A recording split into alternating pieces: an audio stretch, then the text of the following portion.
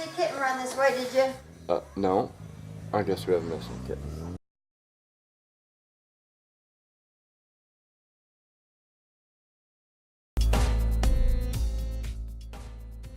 Alright, let's get started. Set preload. You'll back out the upper perch, or the upper locking nut thingy. You'll see the spring moving. Move it up so that spring does not move up and down. You just basically run it kind of hand tight. It's usually, say, won't move up and down anymore, but the spring still rotates. Now technically, this could be full preload. You could just set it like this, but Raceland says to do no more than 5 millimeters of preload, so this would technically be a 0 millimeter preload. I prefer to do a tighter preload just to make sure that when everything seats in and gets adjusted that nothing goes wonky.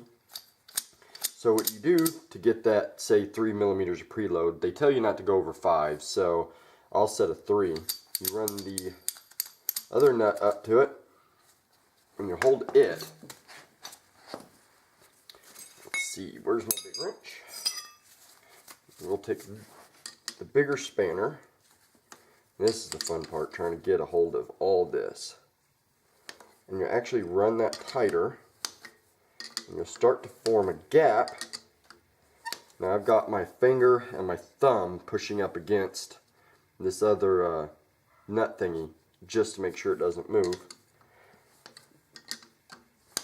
And you'll just turn it until you get that 3 millimeters of preload, which is a tiny, tiny, tiny amount. And you'll run the lower nut back up and tighten it down. Now you're not going to get it fully tight sitting on the ground because you see the suspension's moving. When you get it in the car, that'll do it.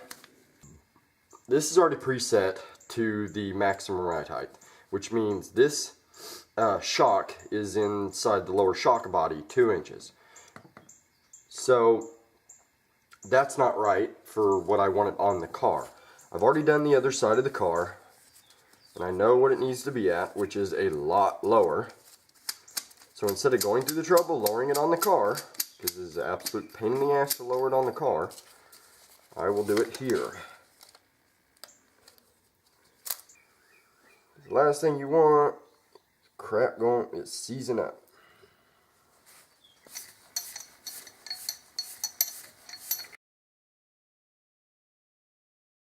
I'll show you which bolts need to be loosened.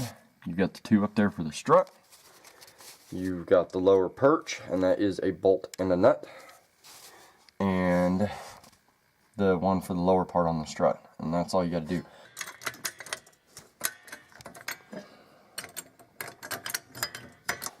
Alright, now that you got tension on the perch, grab a 17 millimeter socket, 17 millimeter wrench, and back it the rest of the way out.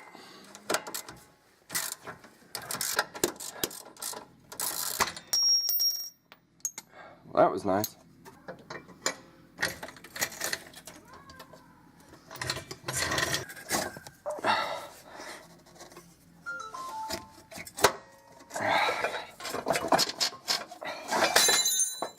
You want to go ahead and get this other rubber boot out. Last thing you want to do is have it fall out driving down the road. Grab a 17 millimeter socket, back out the lower strut bolt. Last thing is go ahead and take off the top part of the strut. Now that everything's loose, just push the strut back and let it fall out. With the shock placed up in there, or the coilover I guess you could say, first thing you want to do is lift it up and put this bolt through. Now remember, you're using a nut now. The old struts had a built-in nut on this front side. There it is. Now that it's jacked up, putting these nuts on there, I'll tell you right now, these are the hardest ones to get to, because you actually have to rotate the spring to get the socket up in there. Now, while you're up in here, just so you don't have to come back, I suggest you torque these things down.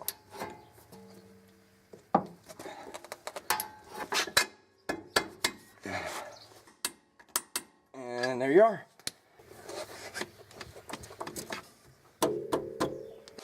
And you have a brand new Raceland Ultimo Coilover on the back.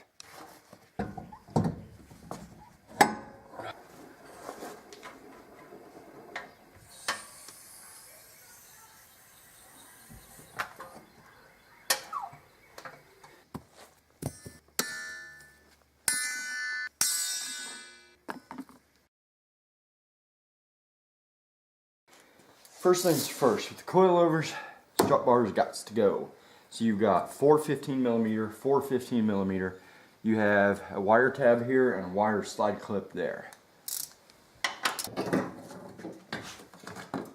For the front coilover, you're going to want to loosen up the two 14mm upper control arm, 14mm here, and it's got a carter pin, so you're going to have to pull the carter pin out and you'll probably have to buy a new one. If you're going ahead and replacing this at the same time, don't worry about pulling the bolts all the way out. Do that when the shock and spring or strut and spring are out of the way. You want the sway bar end link to be loose, the lower nut and bolt on the shock. Go ahead and leave, there's 3 up top. Go ahead and leave the 3 nuts up top tight. They're only like 36 foot-pounds, so it's not a big deal. You want everything loose before you start pulling everything apart. Then you pull it all apart, and I'll show you what it looks like. I know this may be a little tough to see, but you can see the brake bracket, and if you start trying to loosen the nut on it, which is a 12mm, the whole bracket's going to try to turn. So I take the 17mm wrench, stick it on there, and hold it tight, and try to break it loose. I'm working around a camera here, so it's a pain in the ass. There. This is what I'm talking about. One thing after another after another. Should. If it doesn't get stuck and clear, let's drop forward. Try not to ding the crap out of this. It'll slide right out. Remember, go bottom first. There. Get the brake piece out of the way.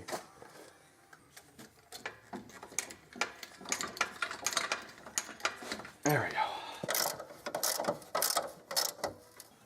And lift the arm up.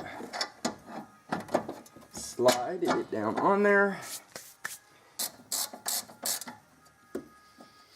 Now before you go ahead and button everything up, I suggest go through, check, make sure everything's done. Make sure everything's torqued down. Like, hey, I just thought I haven't torqued the tops down, which I don't really torque them down, I just kind of tighten them down, but I haven't tightened those down. Did that, did that, did that. Put those on, put that on. Then put strut bar back on.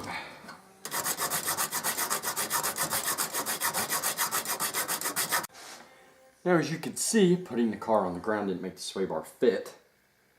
Hacksaw did, though. I did measure all 3 of the bolts on the coilover to make sure that, say, maybe one of the bolts were shorter. But nope, they're all the same length, and the forward bolt right underneath the sway bar hits the groove in the sway bar, because there is a little cutout for enough room for like the factory bolt from the strut side up in there. But these aftermarket coilovers, the bolt is too long, which admittedly could be because they designed it for a different model. I don't know, but they say it fits, and technically it does, I guess. I don't know. But now the bolts perfectly line up, no problem. Everything installs perfectly fine now, so.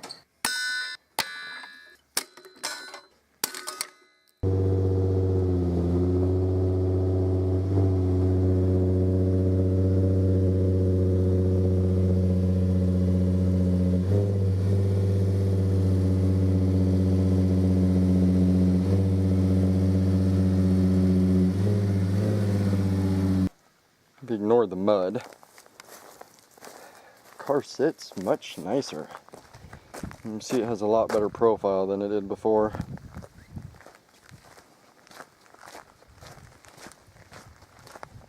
Let's check the other side.